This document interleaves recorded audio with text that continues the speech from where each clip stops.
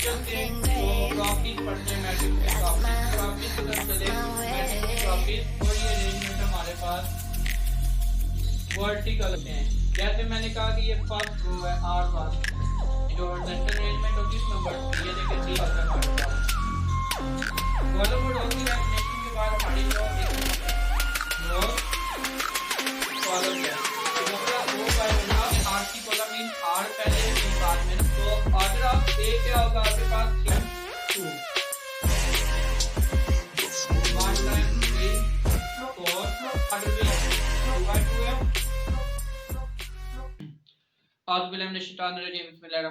Dear student and viewers, कैसे हैं आप लोग। एक्सरसाइज आज हम स्टार्ट कर रहे हैं 1.1 चैप्टर 1 है हमारा 9th क्लास का। तो चैप्टर 1 में जरा थोड़ा सा इंट्रोडक्शन करते हैं। चैप्टर 1 देखते हैं जी 9th क्लास का।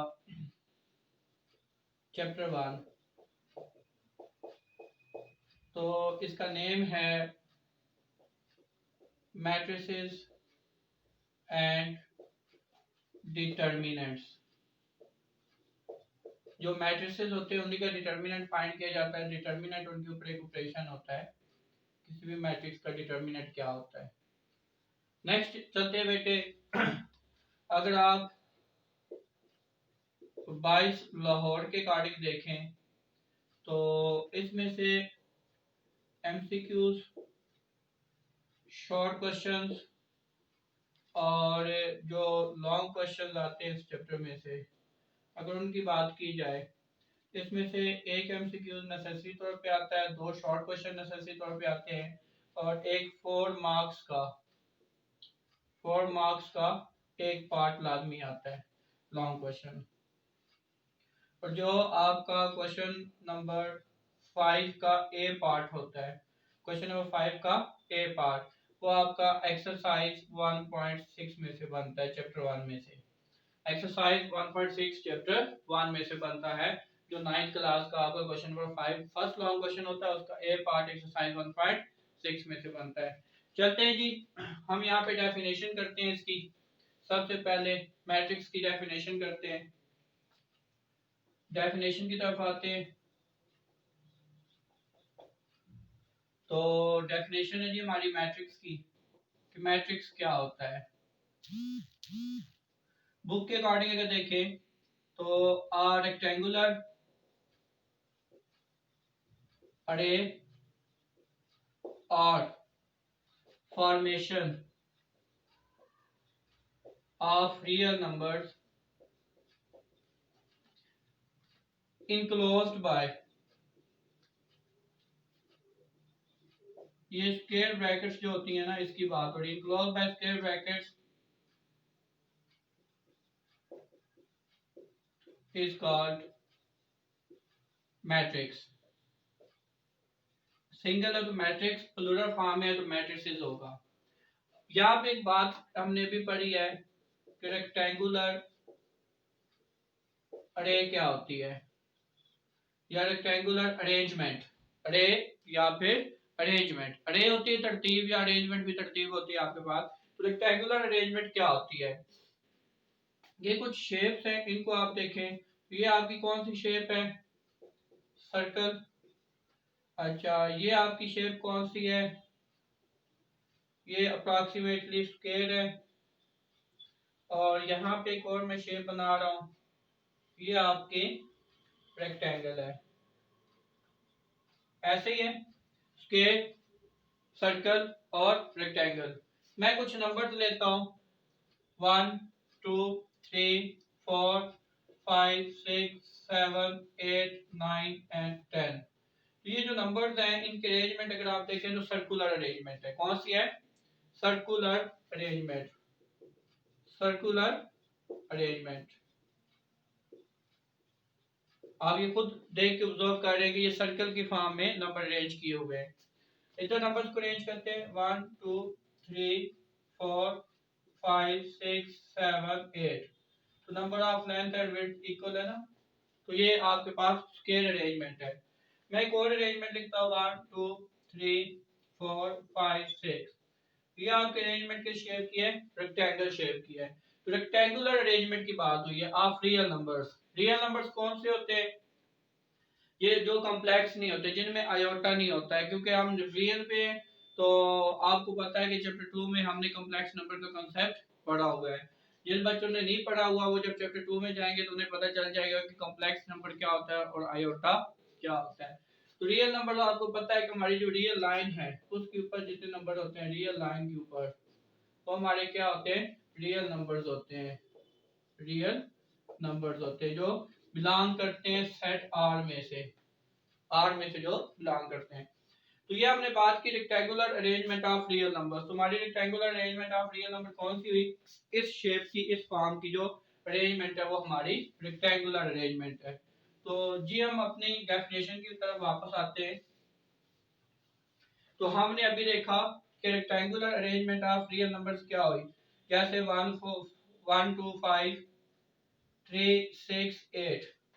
तो ये मेरे पास तीन रियल नंबर है, 6 रियल नंबर है, मैंने इनको रेक्टेंगुलर अरेंज किया है और इनक्लोज कर दिया स्क्वायर ब्रैकेट से। Arranged bye enclose by square bracket is called matrix. अब कोई भी जो मैट्रिक्स बनता है आप उसको नेम देते हैं, ठीक है। जो मैट्रिक्स को नेम दिया जाता है, अगर नेम की बात की जाए, नेम, तो वो अपर केस अल्फाबेट्स के होते हैं ना, अल्फाबेटिक्स या अल्फाबेट्स, ठीक है, उनमें दिया जाता है। For example A B C. जो लोअर केस होते हैं ए बी सी, ये नेम नहीं दिया जाता, नेम के लिए लोअर केस यूज नहीं किए जाते, अपर केस लेटर यूज किए जाते हैं। जैसे यहां मैंने कहा एक मैट्रिक्स ए है, मैं एक और मैट्रिक्स की बात करता हूं, मेरे पास एक और मैट्रिक्स बी है, 4 6 8 3 2 1। Rectangular arrangement of real number enclose by brackets, उसको मैंने नेम बी दे दिया। अब हम नेक्स्ट चलते हैं, तो प्रॉपर्टीज पढ़ते हैं, मैट्रिक्स की प्रॉपर्टीज क्या हैं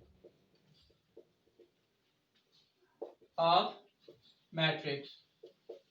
तो मैट्रिक्स की अगर प्रॉपर्टीज की तरफ चले तो मैट्रिक्स की प्रॉपर्टीज, तो मैं एक मैट्रिक्स लेता हूं ए 1 5 6 3 2 9 8 7 3। लेट्स सपोज ये हमारे पास एक मैट्रिक्स है और इसका नेम ए है। अब इसमें देखें कि जो एलिमेंट्स हैं इसके, एंट्रीज या एलिमेंट ऑफ मैट्रिक्स, 1 2 3 4 5 6 7 8 और 9 इसके एलिमेंट्स हैं, ये 9 एंट्रीज है इसमें। अब ये जो नंबर्स है इसके अंदर ये अरेंज हुए हुए दो तरह से अरेंज हुए हुए, एक इनकी हॉरिजॉन्टल अरेंजमेंट है जिसको मैंने ये एरो से इंडिकेट कर दिया है, ये कौन सी अरेंजमेंट है, हॉरिजॉन्टल अरेंजमेंट। और अगर इसको आप देखें एक और ये अरेंजमेंट हमारे पास वर्टिकल अरेंजमेंट, वर्टिकल अरेंजमेंट, ये हमारी हॉरिजॉन्टल अरेंजमेंट है और ये हमारी वर्टिकल अरेंजमेंट है। इसमें डाटा देखें ना हॉरिजॉन्टल अरेंज हुआ हुआ है और इसमें डाटा वर्टिकल अरेंज हुआ हुआ है। अगर आप सुबह मॉर्निंग असेंबली की बात करते हैं स्कूल में, तो उसमें आप लाइंस बनाते हैं ना, एक वर्टिकल होती हैं और फिर रोज होती हैं, हॉरिजॉन्टल आपके पास रोज होती हैं। तो ये बिल्कुल वैसी एग्जांपल है। जो हॉरिजॉन्टल अरेंजमेंट होती है ना उसको आप रोज बोलते हैं, क्या बोलते हैं, रो, ठीक है। और जो वर्टिकल अरेंजमेंट होती है उसको आप क्या बोलते हैं, कॉलम बोलते हैं। जैसे मैंने कहा कि ये फर्स्ट रो है R1, ये R2, ये R3, तो इसमें टोटल कितनी रोज हैं, तीन। ये C1 column 1 column 2 and column 3, तीन कॉलम है इसमें और तीन रो हैं। तो ये प्रॉपर्टीज ऑफ मैट्रिसेस की हम बात कर रहे हैं। तो एक मैट्रिक्स क्या होता है, रेक्टेंगुलर अरे होती है या फॉर्मेशन होती है, रियल नंबर्स की ब्रैकेट से उसे इनक्लोज किया गया होता है। अब उसकी प्रॉपर्टीज में हमने देखा कि एक मैट्रिक्स में रोज भी होती हैं और कॉलम्स भी होते हैं। रोज क्या होती है, अगर डेफिनेशन लिखते हैं, रोज, ठीक है, horizontal arrangement of numbers in a matrix is called rose of matrix. Matrix की रोज कहलाती हैं जो हॉरिजॉन्टल अरेंजमेंट होती है नंबर्स की। ये देखिए तीन अरेंजमेंट है नंबर्स के हमारे पास। हॉरिजॉन्टल, हॉरिजॉन्टल क्या होता है, ये मैं एक बात कर रहा हूँ। ये मेरे पास एक स्टिक है तो ये हॉरिजॉन्टल शेप में पड़ी हुई है। अगर मैं इसको ऐसे खड़ा कर देता हूँ तो ये वर्टिकल शेप है, वर्टिकल, ठीक है। ये हॉरिजॉन्टल है मेरे पास। तो अगर आप देखें तो for example in matrix A, हम इस मैट्रिक्स की बात कर रहे हैं, R1 R2 R3 R, 3 rows of matrix A. ये तीनों मैट्रिक्स ए की तीन रो है। फर्स्ट रो में क्या कुछ है, 1 5 और 6। फर्स्ट रो देखे ना, 1 5 और 6 है फर्स्ट रो में। सेकंड रो में क्या है, 3 2 और 9 है। थर्ड रो में क्या है, 8 7 और 3 है हमारे पास। अब हम आते हैं कॉलम की डेफिनेशन के ऊपर। कॉलम क्या होता है हमारे पास, vertical arrangement of numbers in a matrix is called columns। जो वर्टिकल अरेंजमेंट होती है वो हमारी क्या कहलाती है, columns. For example C1 C2 and C3 are three columns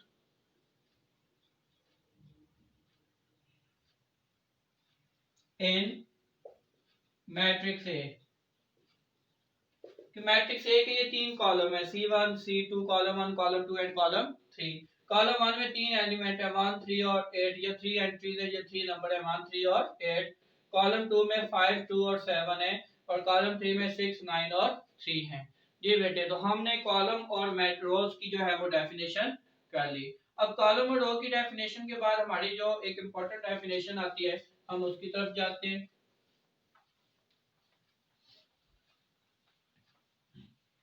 जी, तो वो हमारी डेफिनेशन जो है वो है हमारी order of matrix. Order of matrix, किसी मैट्रिक्स का ऑर्डर क्या होता है। जी, तो इसकी डेफिनेशन हम लिखेंगे, order of matrix is determined by it's number of, उस मैट्रिक्स की इट्स नंबर ऑफ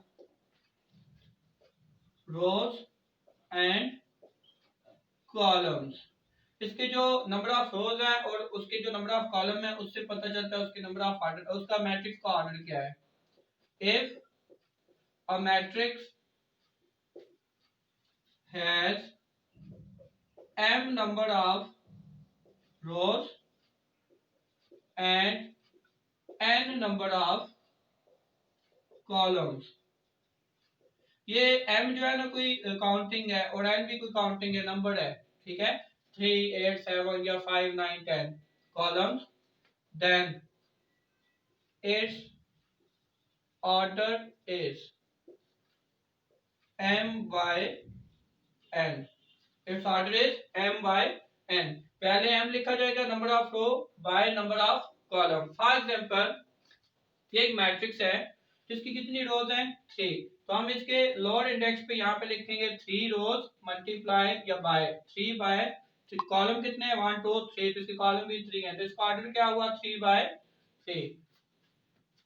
अगर मैं यहाँ पे लिखूं कि order of C, order of matrix A, order of matrix A, तो हम क्या लिखेंगे कि इसके पहले number of row by number of column. इसमें 3 रोज हैं और 3 कॉलम्स हैं, तो number of row by number of column वो इसका क्या होगा, ऑर्डर होगा। फॉर एग्जांपल एक मैट्रिक्स आप लेते हैं, लेट्स सपोज 3 2 4 5 9 8। तो ऑर्डर ऑफ ए क्या होगा, ऑर्डर ऑफ ए, जी बेटा। तो इसकी पहले तो रो काउंट करेंगे, first row second row third row. इसमें 3 रोज हैं, 3 बाय, इसके नंबर ऑफ कॉलम काउंट करें 1 एंड 2, तो 3 बाय 2। तो यहाँ लोड इंडेक्स में हम क्या लिखेंगे 3 बाय 2। ये इसको ऑर्डर इंडिकेट कर रहा है। ऑर्डर बताता है कि उसमें नंबर ऑफ कॉलम कितने हैं, सॉरी नंबर ऑफ रोज कितनी है एंड नंबर ऑफ कॉलम्स कितने हैं। रोज की हमेशा जिक्र पहले होता है, ठीक है, number of row and number of column. इसको याद रखने के लिए ना मैं एक हिंट दे देता हूँ कि ये पेप्सी स्प्राइट जब आई थी तो साथ एक आरसी कोला भी आया था, आरसी कोला। तो वहां से आप याद रख सकते हैं आरसी कोला मीन आर पहले सी बाद में ना, नंबर ऑफ रो पहले और नंबर ऑफ कॉलम बाद में, आरसी कोला। ठीक है, याद रखने के लिए हमारे पास की भी आ गई है। तो ऑर्डर ऑफ ए क्या होगा आपके पास 3/2, 3 रोज है और 2 कॉलम है। अब 3/2 अगर मल्टीप्लाई करें तो 6 बनता है ना, तो वो नंबर ऑफ एंट्रीज हैं, टोटल नंबर ऑफ एलिमेंट्स, जैसे 3/3 9, इसमें 9 एलिमेंट्स है ना, 1 2 3 4 5 6 7 8 9। अंडरस्टैंड जी बेटा। तो नेक्स्ट हमारी कोर डेफिनेशन है, ऑर्डर ऑफ मैट्रिक्स के बाद डेफिनेशन की तरफ आते हैं।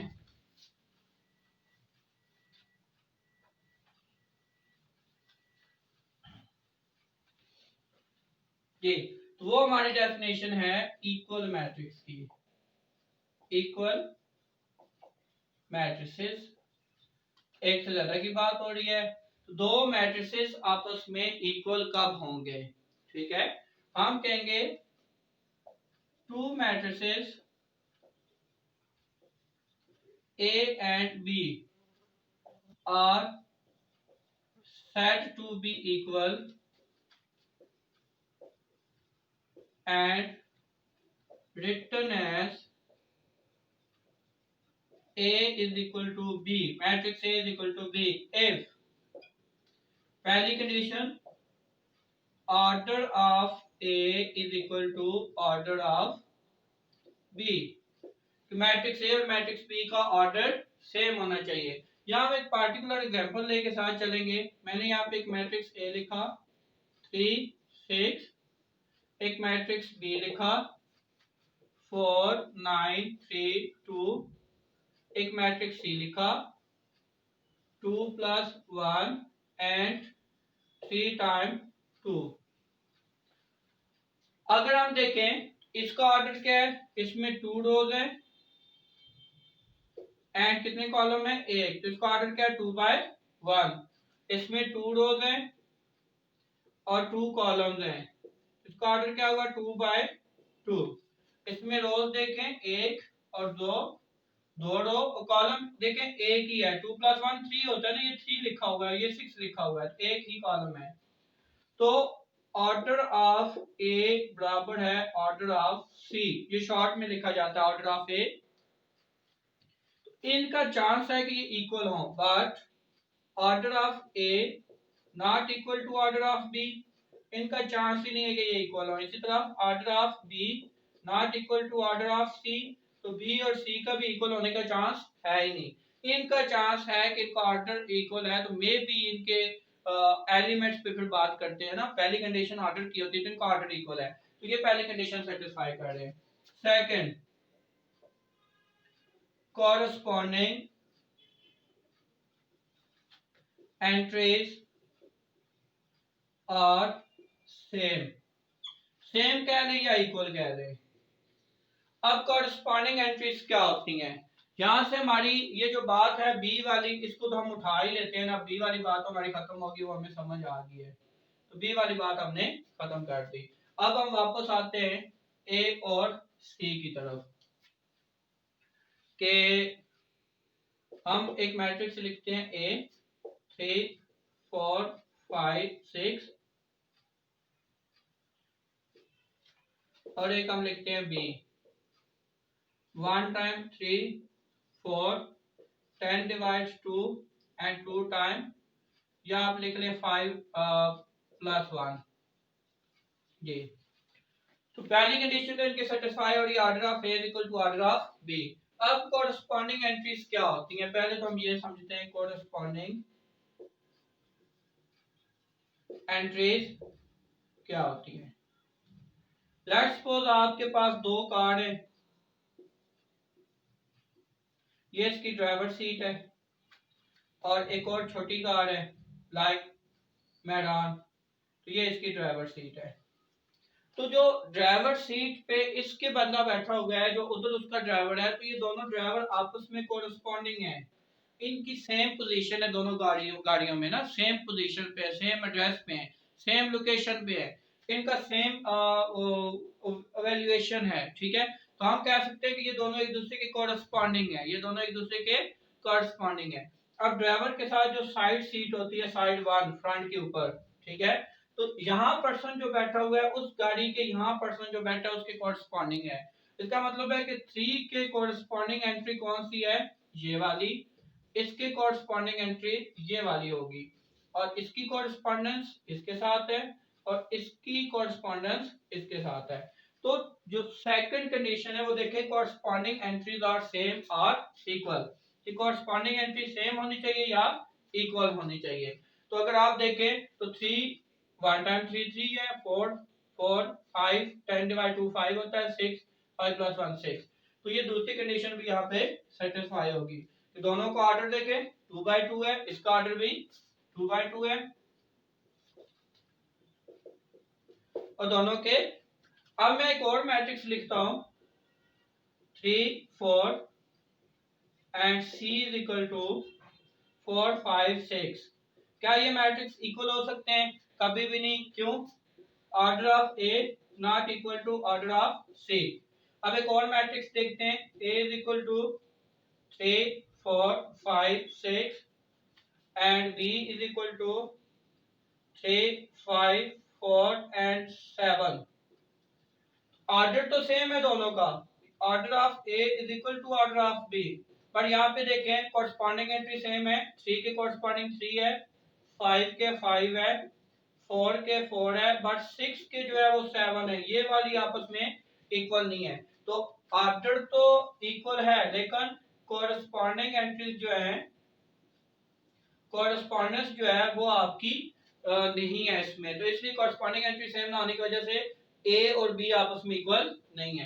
तो एकल मैट्रिक्स के लिए जो हमने डेफिनेशन पढ़ी है वो हमारे पास ये लिखी पड़ी है। तो दो मैट्रिक्स आपस में कब इक्वल होते हैं? जब उनका ऑर्डर सेम होता है और कोरस्पॉन्डिंग एंट्रीज सेम होती है।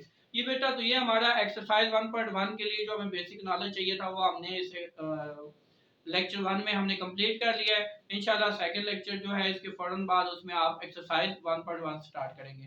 Thank you so much for watching. अपना बहुत सारा ख्याल रखें, दुआ में याद रखें, वीडियोस को लाइक शेयर और सब्सक्राइब जरूर करें, और चैनल को लाजमी तौर पे सब्सक्राइब करें। दुआ में याद रखें। खुदा हाफिज।